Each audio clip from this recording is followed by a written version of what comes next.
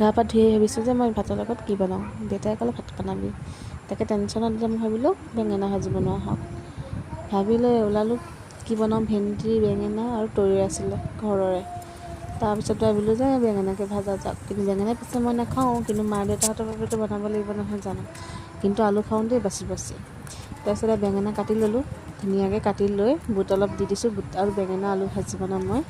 ভাবিলোঁ অলপমান ভিডিঅ'টো ষ্টাইল কৰিম, কিন্তু নহ'লে দেই, মোৰ দ্বাৰা নহ'ব এইবোৰ। আৰু এনেকৈ দেখুৱাই দিলোঁ। গৰম পৰিছে, ভিতৰত একো উপায় নাইকিয়া হৈ গৈছেগৈ। এতিয়া গেছটো জ্বলাই লওঁ, জ্বলাই লৈ কেৰাহী পাতি দিছোঁ। পাতি দি কেৰাহী গৰম হোৱাৰ লগে লগে তেল দি দিম। তেল দিয়াৰ লগে লগে ভাজি ৰেডি হ'বই আৰু। এয়া মিঠাতেল দি দিওঁ, অলপমান দি দিছোঁ, জোখৰ অনুসৰি দিব মিঠাতেল।